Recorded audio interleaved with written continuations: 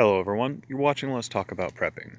I'm Tyler, your host, and in this video, I want to talk about the benefits of being in a group. Now, this is not necessarily the way that it's often talked about in prepping circles, partly because I want to avoid talking about specific potential situations. That's something that's been bugging me lately. Everybody's got their own specific idea of what's going to happen. And it's pretty obvious when they refer to what the SHTF will look like or what the societal collapse will look like. I think the best preps, or best behaviors, if you will, are those which benefit you now and in the most potential situations. The largest variety of situations with the widest range of potentiality. And being in a group is one of those things that's sort of essential to being a societal animal, which is what we are. Nowadays, we have an unprecedented benefit of being able to survive and thrive without hardly ever having to truly interact with other people. Not in the way that people have always had to. So it's pretty easy to not be part of any group. Pretty easy to have no stereotypical or demographical identity. In fact, a lot of us revel in that. But here's why that's a problem today and in a lot of potential challenging situations. Humans are societal animals. People judge you, we judge people based on our societal perception of them. We group people in our mind, whether or not that's prejudiced. It's just the way that the human mind works. It's the way that social animal minds work. We have boxes that we fit in, and everybody has different boxes that they fit in. And we try to categorize people by the different boxes that they fit in. And so far from trying to find a way to get rid of all the ways that you can be demographed, it's better to be conscious of them and embrace them and know your place in a group so that you can maximize how you get used in that group, so that you can seize control over your input and your position in that group rather than being placed.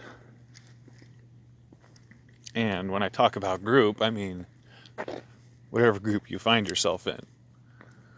Whether that's your coworkers, your demographic within society, whether that's by age group or by profession, or if you're a student or a retiree who only sees their bingo people and their family, and that's their group.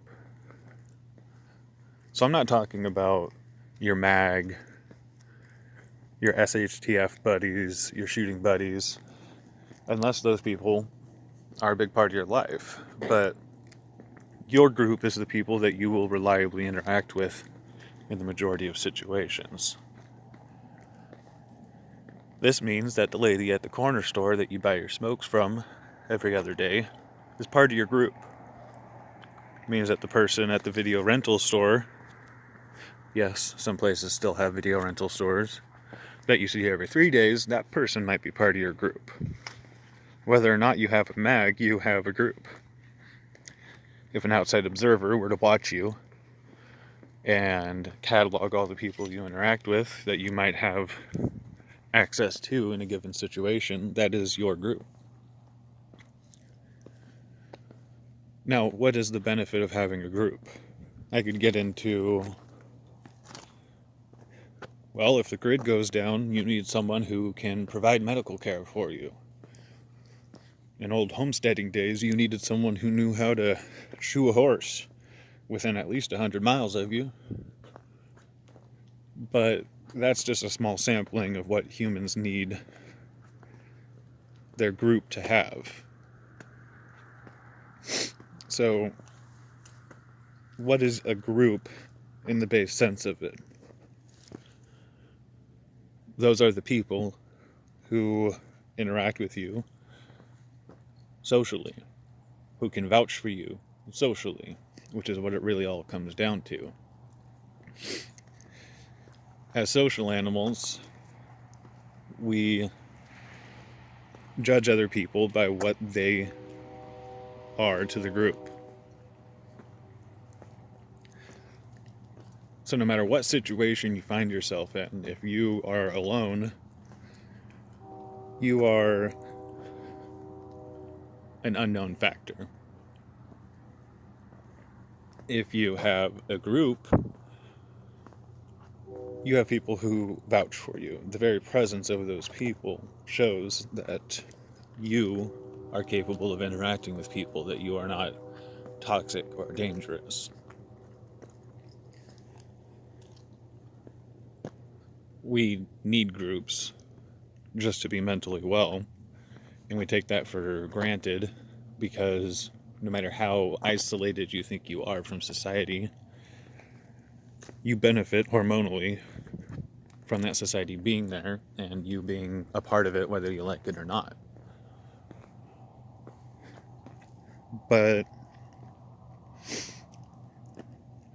in any situation where you show up without a social voucher, someone to vouch for you, just like when you walk into a new job where no one knows you, you have to prove yourself. If you walk into a new job where someone has a really good opinion of you, you might be instantly accepted into that social group, something that might take years otherwise. And as the severity of the situation you find yourself in increases, whether that's a new job, finding yourself in prison, or if society collapses, the consequences for not being part of that group, for being a social outsider, they increase dramatically too. So whether you're talking about just doing well in life or going to market for the first time after the grid's been down for 2 years after a major SHTF, the simple presence of a group alone not only is probably going to be the only reason you're still alive, it's also going to be one of the only reasons people might not shoot you on sight. People might not... The only reason why people would interact with you at all or trust you. Being in a group is very different from being a single unknown factor. There's a lot that is implied and taken as a granted just by being in a group. So yeah, you could get into all the benefits that being in a group could have in a bunch of different potential situations, but the fact of the matter is, we all need a group. And no matter what you're doing in life, no matter how well you think you're doing alone, having a group is going to make that better. Because that's just the way that we work, and that's just the way that the world works. So, given that this is such an important part of life and of prepping, let's take a step back from talking about mags and prepper buddies and identifying people who will mesh well with what you think is going to happen and having a high barrier of trust for these people because you're going to tell them about all your preps and all your crazy ideas about what will happen in the future. That's going to keep you from ever having even a group of social friends, which for most of us is going to wind up being our group, whether or not we thought we had a mag set up beforehand, because the reality is a lot of situations are not going to have us moving into each other's houses and forming up compounds and living like homesteaders that are under attack by the Indians, because even they didn't live in grouped up family homes unless there was a very active threat. What you will end up doing, whether or not those people are the people you end up interacting with on any given day, what you will end up doing is needing to have people that you can reliably interact with. And part of that is knowing them already. Now, here's the not as fun part for preppers. This is going to involve just interacting with people in a normal way, in a way that has nothing to do with prepping. Just going out and being friendly to people. One of the interesting parts of one of my jobs is that I talk more than you normally would for a casual encounter with people who are there to just buy something from me. But a surprising number of our regulars, and just the people who come in, like to have a chat. I meet a lot of people. A lot of random people who I would never have any opportunity to meet. And it's surprising how beneficial that can be. Not in any tangible sense that I benefit from directly or financially from right now or anything like that, but the number of people who I recognize, who I have connection to, is much higher than if I did as I've often done in life and just hung out at home or in my normal social groups or work patterns or what have you.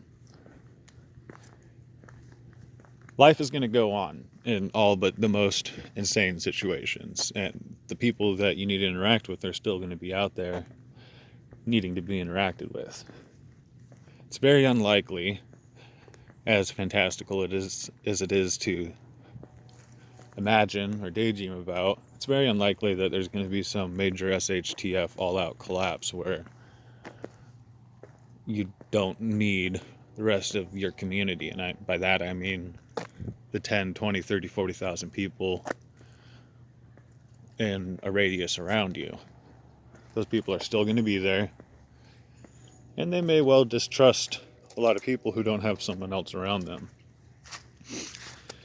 And by that I mean more than just you and your husband or you and your wife or you and your family and whatever. Being an established person in your local social community is a valuable thing beyond just emailing back and forth with people in a mag group and meeting up on the weekends. Those are great things, but simply being someone who other people know and can trust and recognize goes a long way, and it's a lot easier to do. And so, sort of what I wanted to chat about today, just get people thinking about things outside of just the SHTF, because economic collapse is going to look just like a really ugly version of life right now, and not so much like Mad Max. But being in a group, just a regular group of normal people, will help you in both. Anyways, hope you didn't mind the ramble. Hope you're all doing well. Everybody stay safe out there.